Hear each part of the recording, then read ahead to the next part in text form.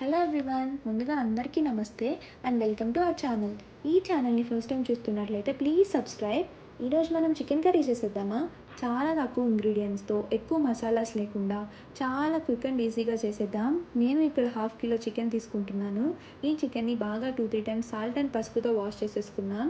And marination కోసం 1.5 tea spoon సాల్ట్ని, 1.5 table spoon కారాన్ని, 1 టేబుల్ స్పూన్ జింజర్ గార్లిక్ పేస్ట్ని, 1 టీ స్పూన్ పసుపుని వేసి ఈ ఇంగ్రీడియంట్స్ అన్నిటిని చికెన్కి బాగా పట్టించేలా మ్యారినేట్ చేసేసుకుందాం. మీకు టైం ఉంటే ఒక 15 మినిట్స్ పక్కన పెట్టేయండి. టైం లేకపోతే వెంటనే కుకింగ్ ప్రాసెస్ని స్టార్ట్ చేసేసుకుందాం.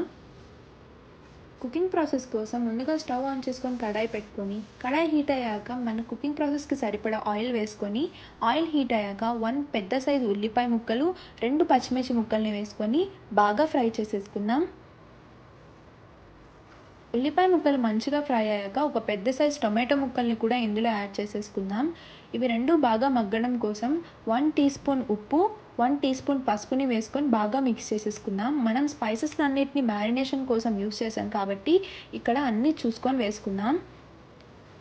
ఇవి రెండు మగ్గిన తర్వాత ముందుగా మనం మ్యారినేట్ చేసుకున్న చికెన్ని ఇందులో యాడ్ చేసేసుకుందాం. ఇక్కడ కొంచెం కరివేపాకును కూడా యాడ్ చేసేసుకొని ఇప్పటి నుంచి 15 మినిట్స్ సిమ్ టు మీడియం ఫ్లేమ్లో అడ్జస్ట్ చేసుకుంటూ మధ్య మధ్యలో చికెన్ని కలుపుకుంటూ 15 మినిట్స్ ఉడికించేసుకుందాం. ఇక్కడ నేను వాటర్ ఏమీ యాడ్ చేయట్లేదు, బికాస్ నాకు ఈ కన్సిస్టెన్సీ సరిపోతుంది.